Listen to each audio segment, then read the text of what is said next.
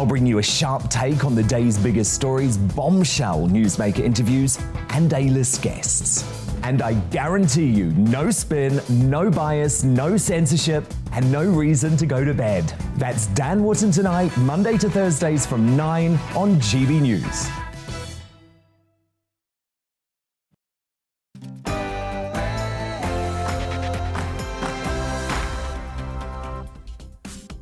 Rumours abound that Cressida Dick is about to resign as the boss of the Metropolitan Police. We'll wait and see what happens over the course of the next hour. We'll talk also about whether, given 6.1 million people on the waiting list for procedures on the NHS, the time has come to give people tax relief on opting into private medical schemes. And of particular relevance, if Cressida Dick has resigned, joining me on Talking Pints, former Home Secretary Jacqui Smith. Before all of that, let's get the news.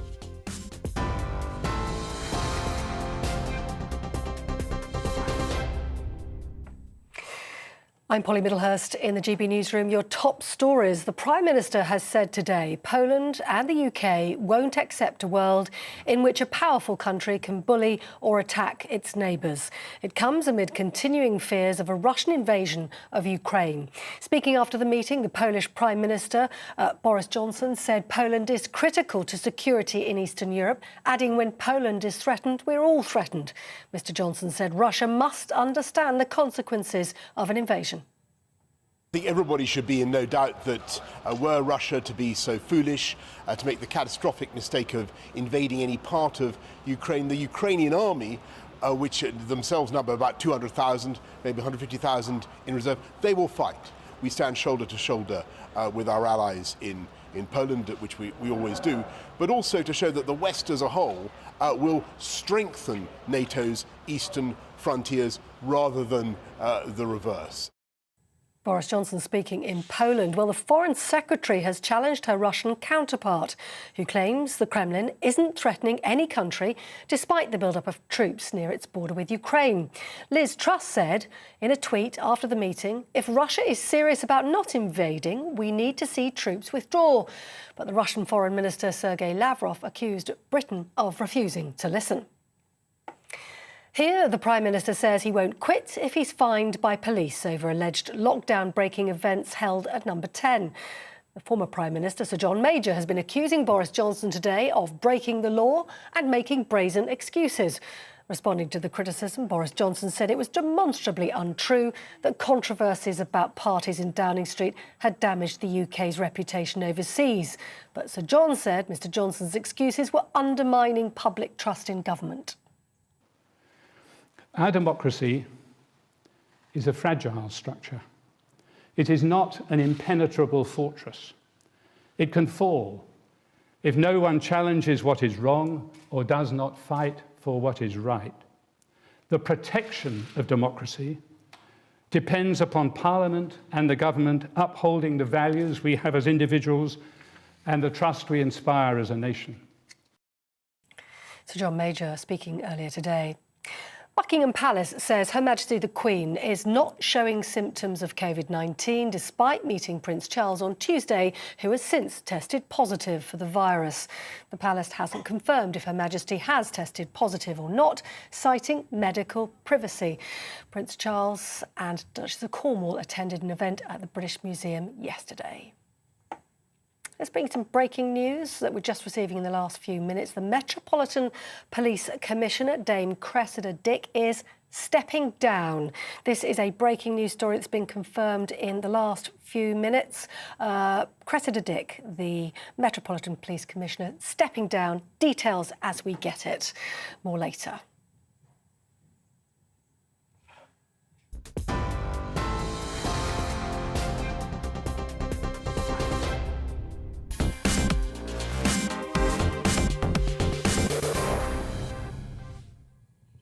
Over the last 48 hours, the Mayor of London, Sadiq Khan, has been putting extreme pressure on Cressida Dick, the boss of the Metropolitan Police.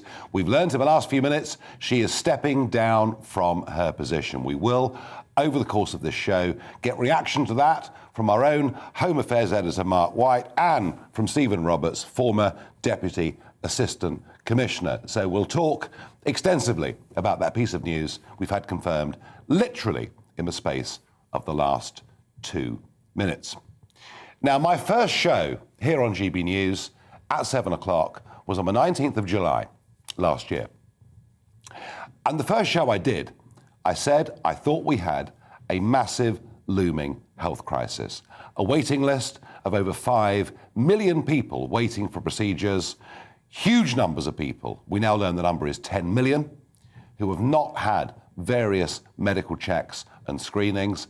And I speculated that we're heading for a huge looming health disaster, and that perhaps one of the ways we can partially deal with this is to use the private sector more extensively. And my belief that the private sector could upscale more quickly than the NHS and the public sector. And I've argued consistently since July the 19th that one of the ways we could help take pressure off the National Health Service is by giving people tax incentives to get private medical insurance. Well, I was really delighted that yesterday in the House of Commons, a senior backbench Conservative MP took the same view. People of a certain age, of which unfortunately I'm one, are terrified because they think that if something goes wrong they may have to wait in pain for 2 years, and we can't wait till March 24 to join the back of a slightly shorter queue. And then we see our friends who have private health insurance, I'm not one, we can't afford it, and we see that they're seen within days. So may I suggest one policy which would be wildly popular with many of our own supporters, which every Conservative government did till 1997, that is to give tax relief to private health insurance. And before the... Well, why not look at every innovative solution which actually unleashes new money? And before the Secretary of State says that's for the Chancellor, we'll at least put it at the back of his mind, so when he's next talking to the Chancellor, he at least discusses it. Mr. Speaker, I'm always pleased to talk with my honourable friend about his ideas and suggestions, and we'll be happy to meet with him and discuss this further. But I'm sure also he does agree with me about the importance of making sure that we are investing in the NHS, investing in the workforce, so they can deal with as many people as they can possibly can. Well, joining me is Sir Edward Lee, the Conservative Member of Parliament who made that intervention yesterday. He's the MP for Gainsborough. He joins us live here on GB News. Sir Edward, well done for that outbreak of common sense yesterday, but you seem to be met by a complete brick wall from the Health Secretary, or did you just take him by surprise? I've raised this before, and actually I think I got a slightly more positive response than I've had in the before. At least he's going to keep thinking about it, and I understand that my colleague Paul Beresford and also David Davis have raised this. So maybe there's a growing movement, because I think there's no point in just bunging another £6 billion into the NHS if, because it's a socialist construct, as we know, riddled with incompetence, it'll just, most of it will go will fade away. We, recipients, retired people, won't receive it. So how much better to encourage retired people of that sort of age to actually take private health insurance, and then they relieve the pressure on the NHS. So I think it's an idea, and you're right, Nigel, to have raised it. I think it's an idea whose time has come. I do as well, Sir Edward, although if we're being frank, and even though I can see that the private sector can adapt and move and expand more quickly than perhaps the public sector, it still isn't the whole solution to a massive looming problem, is it? It's not the whole solution. We all know that if you've got cancer, heart, serious stuff, you're happy to go to the NHS, and you're probably dealt with in a very effective way. But people of a certain age are really worried that when it comes to elective surgery, it may be a hip or something like that, they would have to wait in pain or knee or something for 2 years. So when actually Ken Clarke created, under the last Conservative government before 1997, this tax relief for private health insurance, he precisely made this point. Now, I'm sure you will agree, Nigel, that Ken Clarke and John Major are not raging sort of left-wing members of the Conservative Party, but they brought in this policy, Nigel, and it was very popular. And I think it would be wildly popular with many of our supporters who at the present time can't afford private health insurance. They know that they're stuck in the NHS. They know that they might wait in pain for 2 or 3 years. They can see their friends who can afford it getting seen within days. Yeah. If the last Conservative government under John Major could do it, why can't we at least think about doing it? But I agree, the really important stuff stays with the NHS. And Sir Edward, can I ask you, was this just one intervention from you in the House yesterday, or could this become part of a sustained campaign? Well, I'm planning to ask certainly Paul Beresford and David Davies if they'll come with me to a delegation to the Chancellor, Rishi Sunak, and actually put this to him. And I will say this could be a really popular policy. Now, I'm sure there'll all be sorts of Treasury arguments, throwing cold water at it. There's something called the deadweight cost. In other words, a large number of people who already have private health insurance and therefore we're now giving them tax relief. But if Rishi is looking for creative ways to try and build back our support amongst our, naturally conservative supporters, I can think of no better idea. I think it would be hugely popular. And if you go private, you are paying for the private healthcare, but you're relieving pressure on the NHS. So, of course, the Labour Party hate it. And when I made that intervention in the Commons, of course, the Labour Party started shouting me down. But their only solution is just to throw another 2 billion, another 3 billion, another 4 billion, another 5 billion into the bottomless pit of the NHS. And many retired people know that actually that money may not reach them. Yeah, no, listen, Sir Edward, I get the argument. Make me a promise that you'll come back on this show after you've met Rishi Sunak to tell us what the response is. I'll do that. Thank you, Nigel. Splendid. Thank you very much indeed. Well, let's go to the front lines of this. And I'm joined by Ahmed Malik, consultant orthopaedic foot and ankle surgeon. Now, very interesting what Sir Edward said about older people. So my mother, who's watching now, is in her early 80s, needed a knee replacement, and rather than waiting for 2 years, went privately, had it done. Never been privately before in her life. You're on the front lines of this. How much help, in terms of substance and size, how much help can the private sector give the NHS? Okay. Good evening. And thank you. Welcome. It's a great question. Listen, I need to be open and put out a conflict of interest. I'm a full-time private surgeon. Mm-hmm. So basically, you could be accused of bringing up a turkey farmer to vote for Christmas.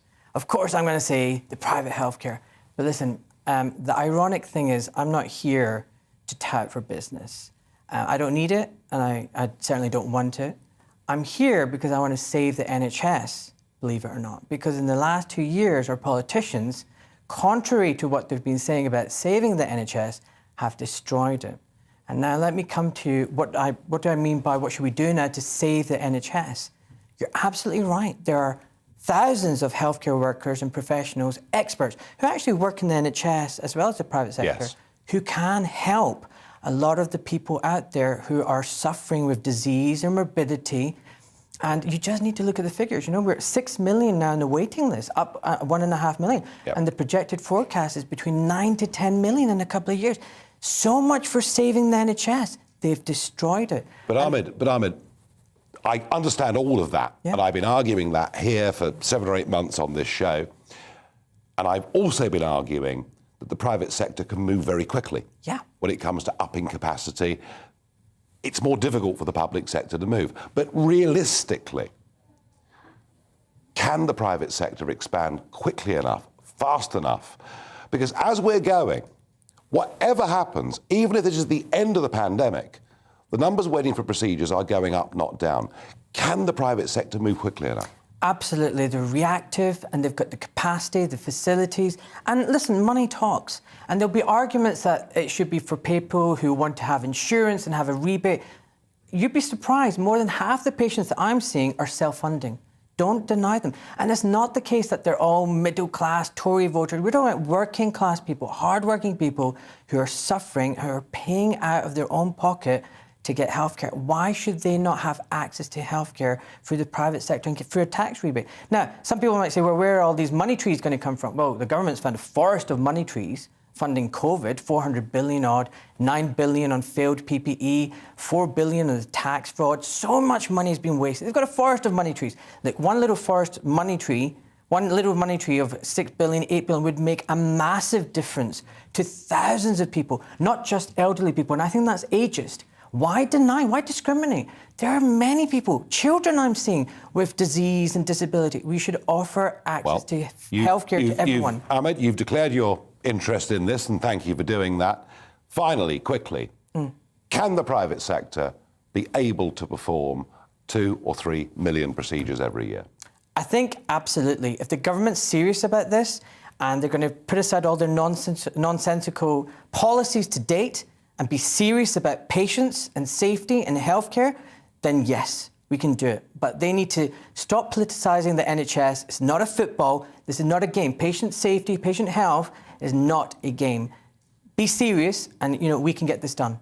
Ahmed Malik, thank you very much indeed for joining us here on GB News. Well, that was very positive and upbeat, and let's absolutely hope that Ahmed is right. Now, look, Cressida Dick has not exactly been my favourite police officer, I have to say. Politically correct beyond comprehension, allowing officers to take the knee in Whitehall when they were desecrating the cenotaph, vandalising Churchill's statue. I think she's bowed down to political correctness far too much. Listen to some bloke called Nick, who made the most outrageous allegations of sexual abuse, even murder, against senior public figures. She's presided over a Met that has finished up with 1,000 police officers examining what we say online and whether we're abusive to each other and cause offence to each other, whilst knife crime has exploded in London. So I have to say, for my money, I'm very pleased that she's gone. But it's happened in remarkably short order. And it's happened, Mark White, GB News' Home Affairs and Security Editor, it seems it's happened because of huge pressure. Suddenly, almost out of nowhere, from Sadiq Khan, the Mayor of London. There's no doubt this is the hand of Sadiq Khan at play here. Cressida Dick has said as much in her email. She has issued a statement through the Metropolitan Police this evening, Nigel, saying, "It is with huge sadness that following contact with the Mayor of London today, it is clear that the Mayor no longer has sufficient confidence in my leadership to continue. He has left me no choice but to step aside as Commissioner of the Metropolitan Police Service." She goes on to say that at his request, she has decided to stay on for a little while to allow a transition to appoint a new commissioner. Or maybe even to continue with the Downing Street inquiry. Well, I'm sure that she has some other officers who could probably continue that particular investigation for her.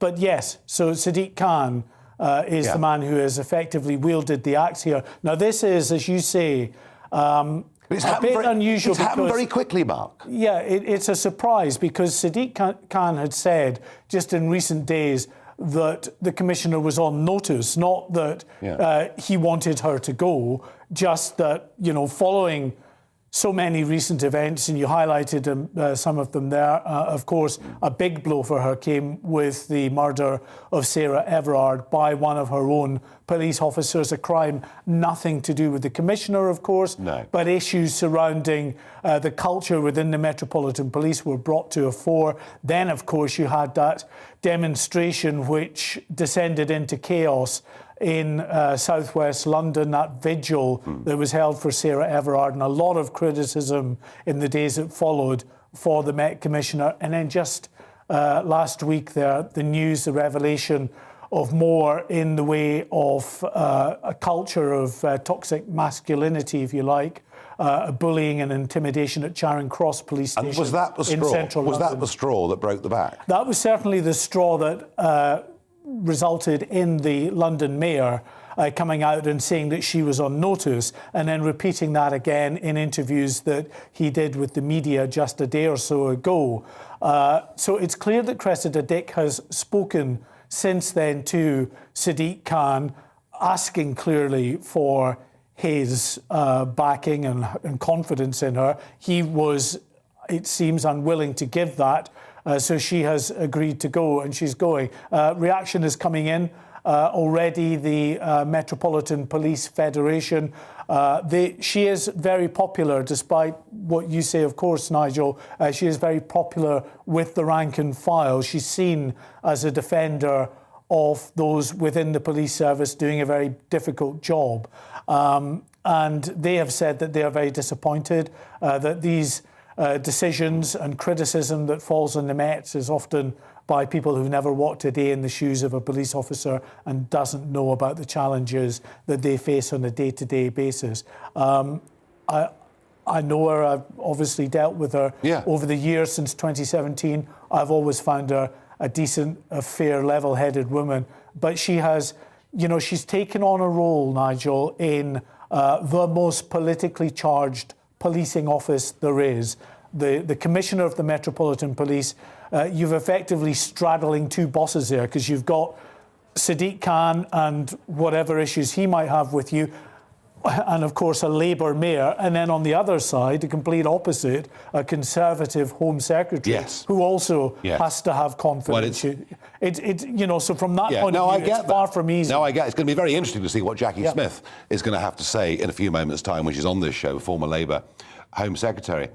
Mark, you are a relative veteran, if I can say that, but you've been following home affairs, for many, many, many years. Where does the Met go from here? Well, they're going to have to find a commissioner that can take on this challenge, this poison chalice, you might say. But still, it's the best job in policing, of course. If you're ambitious and you want that role, there will be plenty of candidates, but it is a very difficult role. I don't know one commissioner in the 18 or 19 years that I've been Home Affairs specialist who hasn't been dogged, beset by controversy and often has had to leave or be sacked. I think Sir Robert Mark, 50 years ago. Yeah, possibly that might be the only one. I think he had a very good time as boss of the Met. I think since then it's been very, very difficult. So she'll stay on for the moment. Yeah. Until a successor. Well, now it might be until the appointment of the new commissioner, or it might be until a mechanism is put in place. The last time when she, of course, moved into that office, there was an interim commissioner, an acting commissioner taken from the own ranks of Scotland Yard. So it might be that they go down that particular route. But, she's had a very turbulent time right from the get-go. When she started in 2017, she started in a year of unprecedented terrorist activity where we had 5 terrorist attacks here in the UK that she dealt with, and it just got, year after year, she was plagued by story after story in what is, of course, the biggest police force in the country, but a police force that really has to straddle politics in a way that no other police service in the country has to do. Mark, very, very well explained. Thank you very much indeed. Well, no question that this has been, a very difficult job for Cressida Dick to do. I've given you my thoughts, my comments, my criticisms, but I'm very keen to hear from you. What do you think? What does Cressida Dick's reign at the top of the Met say to you? Has she done a good job or a bad job? I want your snap, instinctive opinions on this. Farage at GBNews.uk. Let me know what you think about Cressida Dick's time running the Met. In a moment, we'll look at Liz Truss having some very big difficulties with the Russian foreign minister.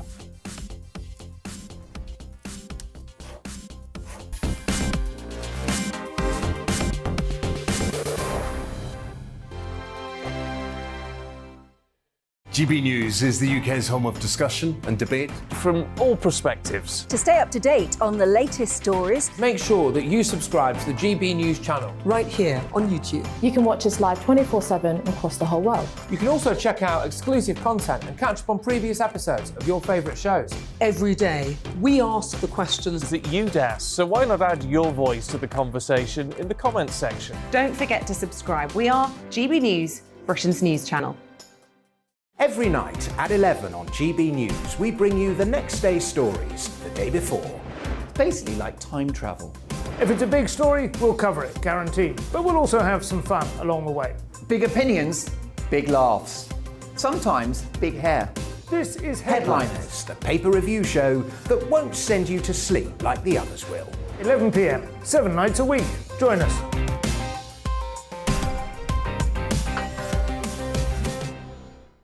Hello there, I'm Eamon Holmes. And I'm Isabel Webster. And we hope you can join us for Breakfast with Eamon. And Isabel. You make me laugh out loud, belly laugh. Is that important first thing in the morning? Yeah, absolutely. And there's me trying to be deadly serious. News is a serious business. Yeah, I have to rein you in sometimes. Well, it doesn't stop us laughing at it. It doesn't stop us having an opinion on what's going on. Yeah. And it certainly will not stop us reflecting what you think. Weekdays from 6 to 9:30 on GB News.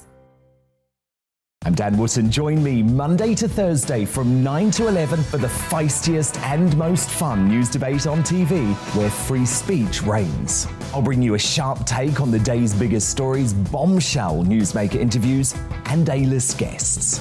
And I guarantee you, no spin, no bias, no censorship, and no reason to go to bed. That's Dan Wootton tonight, Monday to Thursdays from 9 on GB News.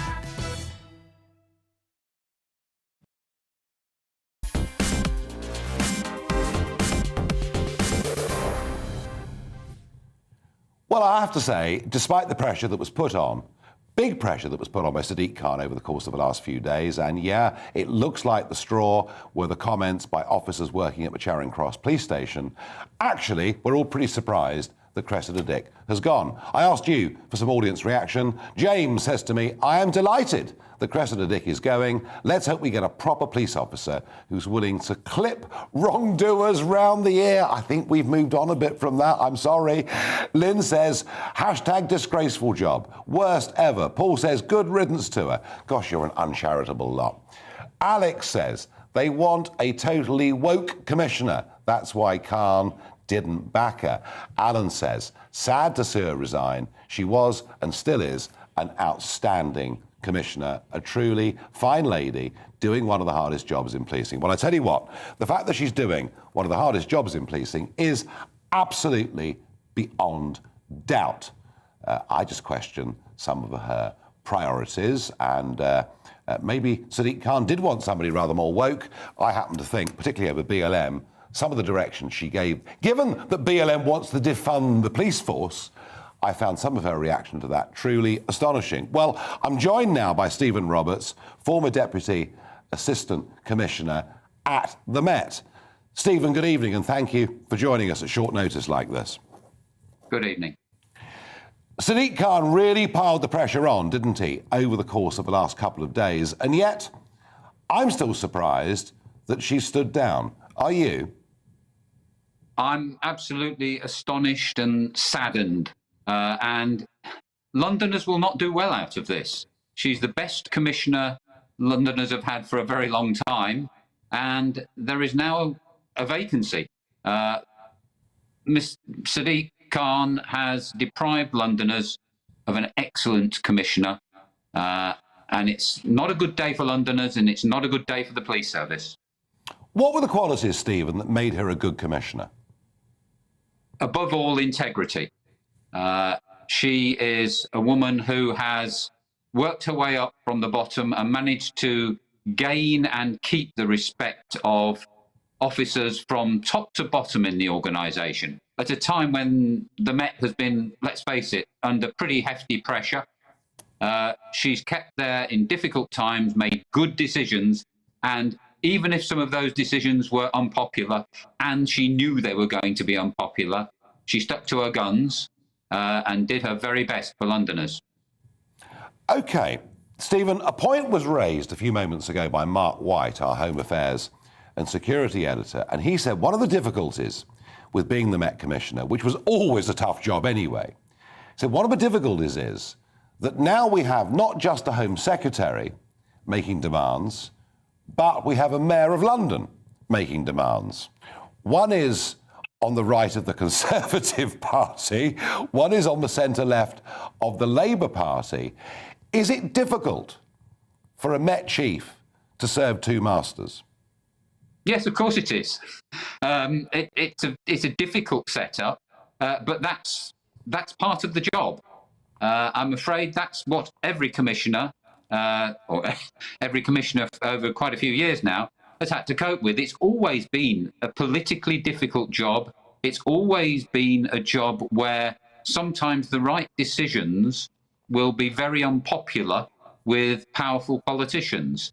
But that's part of the role of the police service, and that's why the police service by law has operational independence from politicians.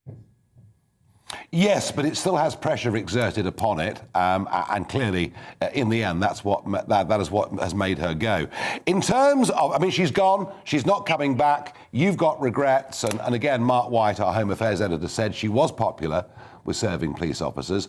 I've given some criticisms about decisions that she's made, but hey, I accept that it's a tough job. What, in your opinion, needs to happen now? There needs to be a search for the right man or woman who can take over. It does worry me that the way in which this commissioner has been treated by politicians, that perhaps some of the best people will question themselves as to whether they actually want to step into the line of fire. If you treat people badly, it's very difficult to replace them. So I don't expect the process to be quick, and I don't accept that it will necessarily select the best person in the UK to do the job. That will be part of the price that the Home Secretary and the Mayor will have to pay for having made a decision in this way. So in conclusion, Stephen Roberts, a day that you regret. A day that I deeply regret, and a day that Londoners should regret. Thank you very much for giving us that fast reaction here on GB News.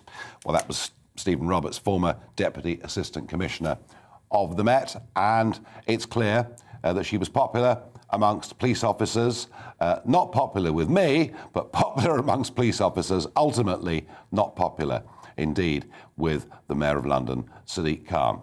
She's gone. We will see what happens. Now, the Ukraine.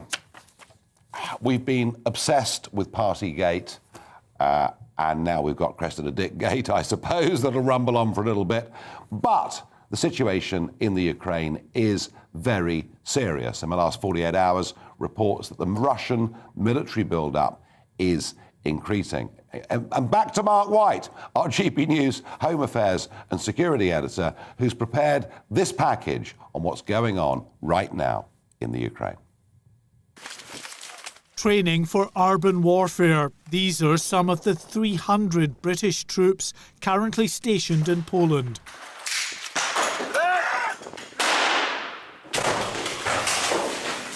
They are part of the UK's enhanced forward presence in Eastern Europe.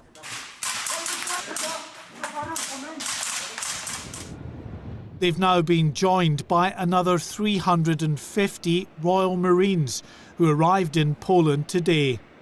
There to greet them, Prime Minister Boris Johnson. It is a British show of solidarity with its allies in the region, as Russia shows no sign of reducing its military build-up on the border with Ukraine.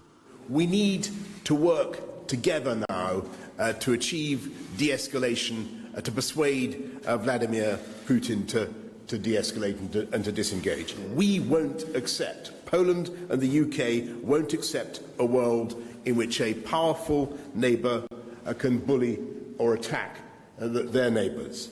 Alongside this show of strength, the diplomatic mission, with the UK's Foreign and Defence Secretaries engaged in talks in Moscow over the next 2 days.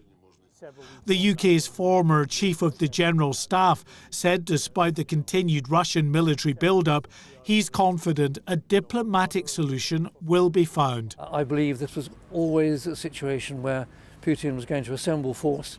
He was going to intimidate, he was going to bully, he was going to threaten, and he's actually in a much stronger position like that. If he moves in, the Ukrainians will fight, the body bags will flow back to Russia, and he will be in a Chechnya, Georgia type situation. More Russian naval forces are continuing their transit towards the Black Sea, despite claims by the French president that he'd secured assurances from Vladimir Putin that there would be no further military escalation, claims rejected by the Kremlin. For the British government, there is a tricky balance to be struck. Yes, of course, keep up the diplomacy hence the Foreign and Defence Secretary's visits to Moscow. But they also don't want to be seen to be rewarding Russian aggression. That's why this visit to Poland by the Prime Minister is seen as vital in offering full support to understandably nervous allies in the region. As Russia continues with what it claims are scheduled military manoeuvres, Ukraine today begins its own large-scale exercises along its eastern border. With so much in the way of rival firepower within sight of each other, the risk of miscalculation is ever present. Mark White, GB News.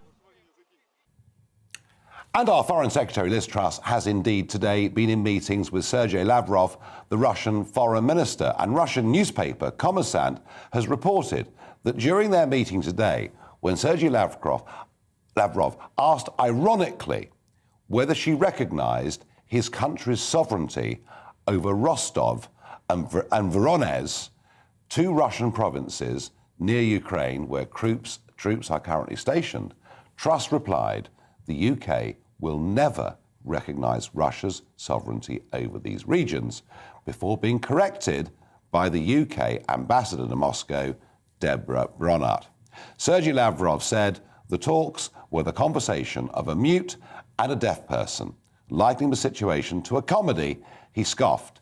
It's as if we listen to each other, but we don't hear. Our detailed explanations fell on unprepared soil, and it looks very much like that what Lavrov has done today is utterly humiliated Britain's Foreign Secretary. But then, if she didn't know the answer to the questions she was being asked, she shouldn't have pretended. And that's a golden rule for all of us in our careers, wherever you are. If you don't know, ask. And she had the British ambassador with her. Embarrassing, not good, not professional. More reaction to Cressida Dick's resignation. Den says it must be an absolute priority that any new commissioner totally rejects the concept of political correctness from the get-go. John says Cressida Dick should have been sacked months ago by the government. She's been absolutely useless. Robert says a failure in her time at the top of policing. Mark says, in a nutshell, an awful job, knife crime ignored, and politically correct policing. The police need to be reformed and to come back and be a force. Well, in a moment, I can talk about all of this with Britain's first ever female Home Secretary. Joining me on Talking Pints is Jacqui Smith.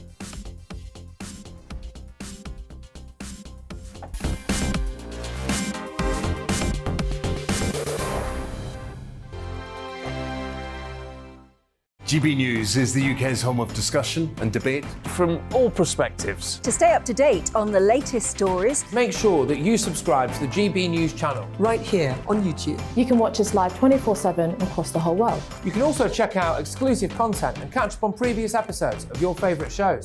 Every day, we ask the questions that you'd ask, so why not add your voice to the conversation in the comments section? Don't forget to subscribe. We are GB News, Britain's news channel. Every night at 11 on GB News, we bring you the next day's stories the day before.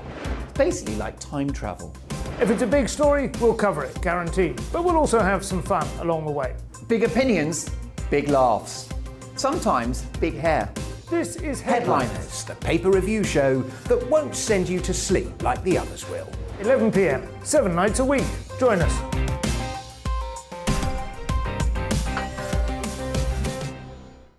Hello there, I'm Eamon Holmes. And I'm Isabel Webster.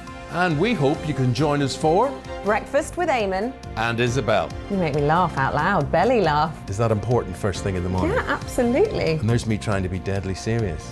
News is a serious business. Yeah, I have to rein you in sometimes. Well, it doesn't stop us laughing at it. It doesn't stop us having an opinion on what's going on. Yeah. And it certainly will not stop us reflecting what you think. Weekdays from 6 to 9:30 on GB News. I'm Dan Wootton. Join me Monday to Thursday from 9 to 11 for the feistiest and most fun news debate on TV, where free speech reigns. I'll bring you a sharp take on the day's biggest stories, bombshell newsmaker interviews, and A-list guests. And I guarantee you, no spin, no bias, no censorship, and no reason to go to bed. That's Dan Wootton Tonight, Monday to Thursdays from 9 on GB News.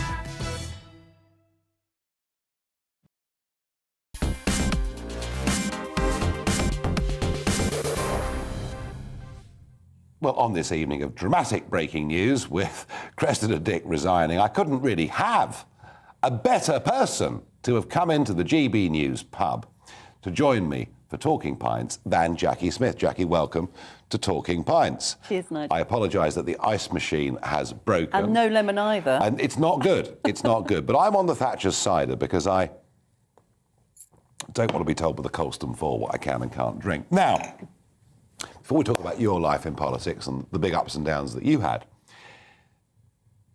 it was sort of 48 hours ago that suddenly Sadiq Khan started talking in a way about Cressida Dick that he never had before. Were you surprised she resigned tonight, or was it inevitable? Do you know, I was out for a run yesterday morning listening to the radio and hearing Sadiq Khan talking about her, and I thought at the time it's very difficult for a Met Commissioner to operate if she has lost the confidence of the Mayor of London. And then today I think we heard, and previously we heard Priti Patel, the Home Secretary, not having an awful lot of confidence in her. And so therefore, although it's a shock in some ways because she'd only today said she wasn't going to step down, I think if you lose the confidence like that, and she said publicly that she feels the Mayor had lost confidence in her, then it's not that surprising that she feels that she has to go. I mean, it's a hard job, of course it is. But it just, it's very interesting. Here we've got a Labour Mayor of London and a Labour Mayor to the left of the centre of the Labour Party, and a Conservative Home Secretary who is to the right of the centre of the Conservative Party. I mean, you were Home Secretary. I mean, it's a devil of a job, isn't it, being Met Commissioner? It is enormously difficult, and as we've seen over recent weeks and months, things happen in the Met that have national ramifications. There have been lots of things that have happened that I think have been utterly unacceptable. Just last week, the WhatsApp messages, I think shocked lots of people in the sort of hideousness of what people were saying. Yeah. But to a certain extent, Nigel, I felt a bit triggered, I have to say, by this today. Triggered, there's a word. I knew you'd love it. I knew you'd love it if I used the word like that. Because when I was Home Secretary, of course, the Mayor of London was Boris Johnson. And we had a similar issue with Sir Ian Blair at that same time, where essentially... and Boris, in a way that was slightly inappropriate for a mayor, as you could argue it's been for Sadiq Khan, stepped in and said, look, I've lost confidence. And at that point, Sir Ian had to go, and we had to appoint a new Met Commissioner. So it's a strange setup because essentially the Commissioner is appointed by the Home Secretary in consultation with the Mayor of London. If there is not confidence, probably from either of them, it's almost an impossible job to do. How was Boris to work with? Come on, honest answer. Well, I do remember vividly a Cobra meeting about security for the 20th. He turned up, you mean, at the Cobra Well, meeting? no, wait a minute. He did eventually, but he arrived, I think it was about a sort of 45-minute meeting. He turned up about 35 minutes late and thought I was going to go back to the beginning of the agenda. I'm afraid I wasn't willing to because, sorry, if you can't turn up on time for the Home Secretary... Oh, you were obviously a very tough Home Secretary. Look. Jacqui, I want to take you back a little bit and thank you for responding to and whether we agree that Cressida Dick did a good job or a bad job, it is a very difficult position for anyone. I will just say, having worked with her, she has had a phenomenal career in the police force and things have gone wrong recently, but I don't think that should take away from her career, her position as the first female Met Commissioner, and I think she should be proud of her police career. No, that's a very fair point. Now, your political career started in the most extraordinary time. It was 1997. We'd had 18 years of Conservative rule. The country was ready for a change. And the Labour Party, which had been ripping itself to pieces a decade before, suddenly was in the hands of some very clever marketing people. Take a look at this. did you vote in 1997, Nigel? I can't remember, but did you not vote for Tony Blair? No, I didn't. I didn't. But I didn't. No. But I have to say that I remember at the time looking at that, seeing the use of that piece of music, seeing optimism being brought into politics, and thinking this is blooming brilliant. I thank goodness the Sun newspaper, which played a big role in that election, because the Sun backed Labour, and that was very important, but Rupert Murdoch got a concession out of Blair, which was not to join the Euro without giving a referendum, and that was why the Sun gave the support, and thank goodness for that. Otherwise, I think Blair would have taken us into the Euro, which I think would have been a catastrophe. No, I absolutely admired what Campbell did, what Mandelson did, what Blair did. It was brilliant in electoral terms. I mean, I didn't know they were going to, open the doors to the world in an extraordinary way, but it must have been. But you came in as part of that wave. And I remember the first morning of Blair in Downing Street. I mean, it's almost like the second coming. I mean, there was, and of course, you were part of the biggest ever female intake of MPs. But they must have been very exciting times, those first couple of years. Oh, they were. But, I mean, I have to take slight issue with you. I think there was a bit more than marketing about it. There had been a real effort to reform the Labour Party. I did say... You did, to be fair, you did say that. But to be honest, that had happened before 1992 when I stood for the first time, and yet we couldn't get over the line at that point. Kinnock had done great work, actually. I mean, the battle against the Derek Hattons, and he's never been given credit for that, actually. I get that. I get that. But suddenly you're there. You've got a huge majority. Yeah. A completely uncritical press. A Conservative Party that just rolled over on their backs and stayed there for years. I mean, they were extraordinary times, weren't they? It was a phenomenal time to be elected into Parliament, you're right.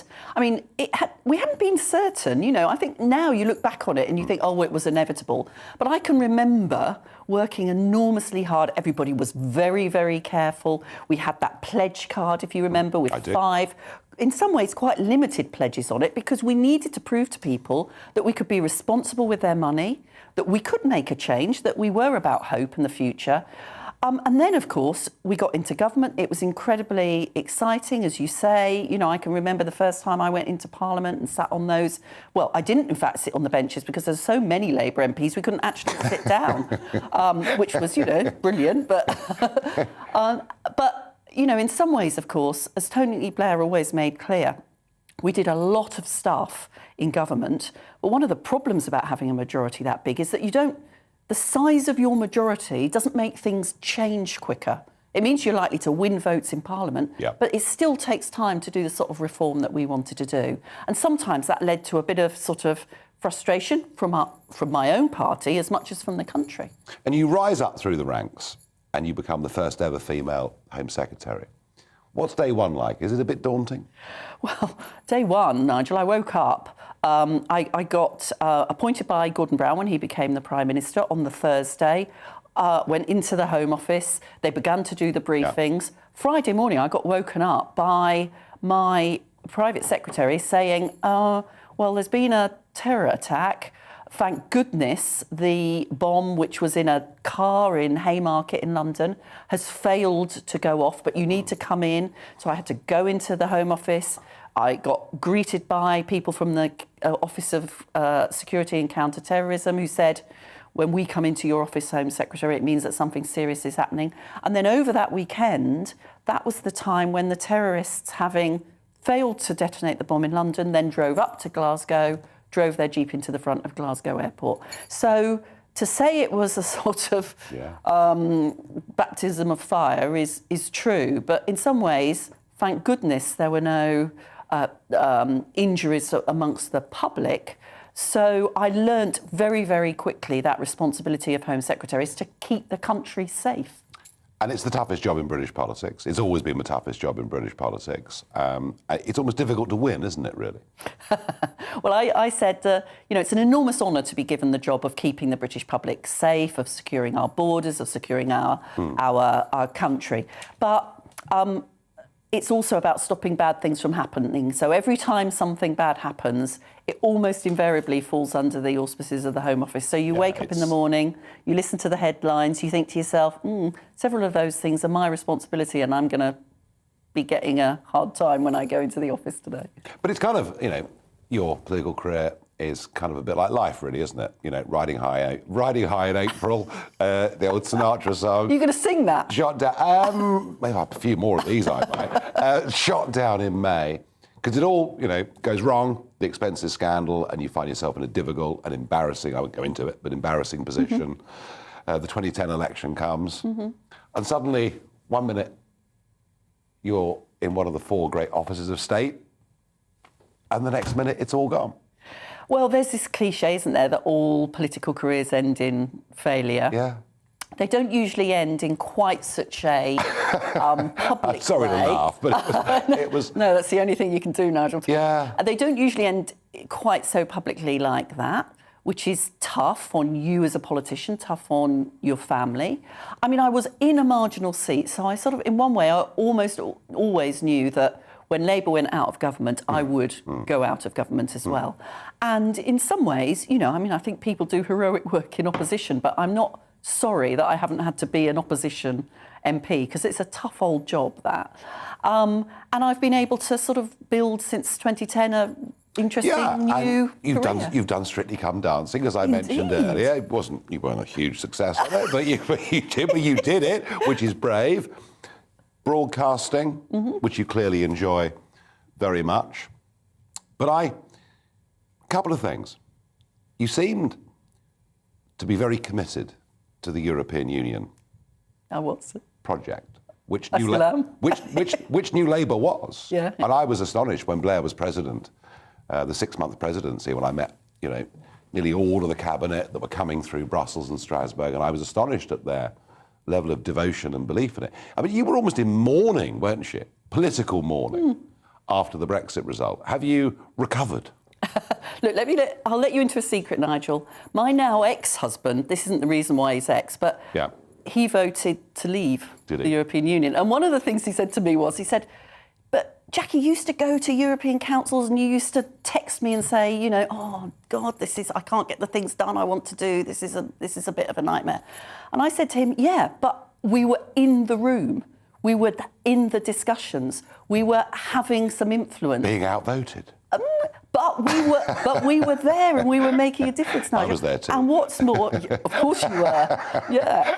And people were, and on the international stage, we were larger and more influential, is my view. Do you really still believe that? Yeah, I really still believe. Well, I think everything we've seen since the show. I'm not going to replay that debate, but I think actually now, in terms of foreign policy, we're very much more powerful. I want to ask you one last political question. Okay. Since 2000, the British population has risen by 8 million. 84% of that is directly because of policies that New Labour put in place and the Conservatives followed.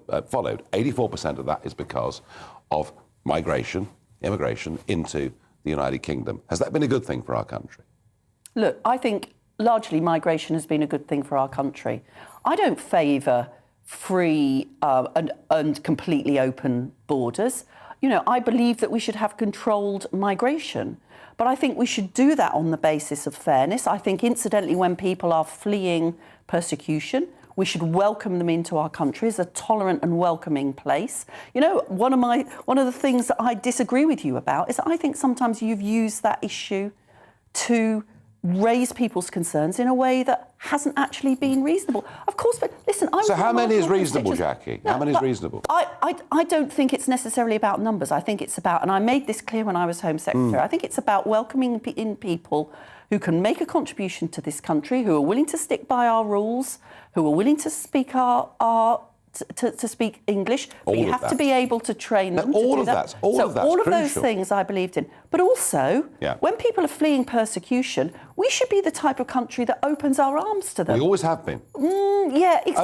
Except you were perfectly willing to stand in front of pictures of people who arguably were fleeing persecution to make people scared. It turned out, sadly, I was right for the wrong reasons. Well, no, I don't think because now these young men come across the English Channel in boats.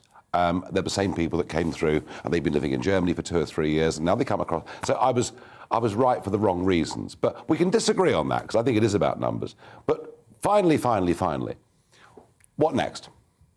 Well, I am very happy now. As well as the broadcasting stuff that I do, I also chair 2 big NHS trusts. I care a lot about that. I mean, what a difficult time our NHS That's going to keep you busy. Indeed. Our NHS staff have been through an incredibly difficult time. Now the job is, how do we get the waiting list down? How do we support our staff? How do we continue to grow that? And I'm having fun, Nigel, and being here with you has been lovely. I'm having fun too. Thank you for joining me on Talking Pints. That was Jacqui Smith.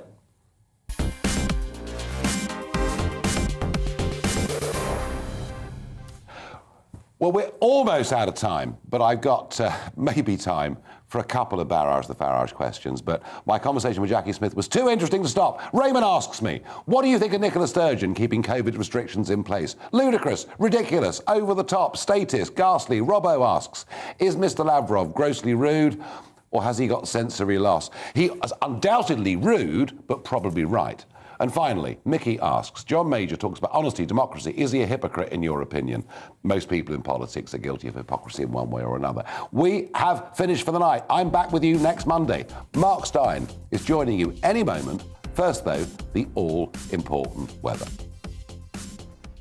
Hello again, I'm Aidan McGibbon. Clear and frosty overnight for most of us, but if you can bear the chill, first thing Friday, a sunny sunrise to look forward to, and then a fine Friday for the vast majority. We've seen low pressure bring strong winds and showers to the northern half of the UK during Thursday.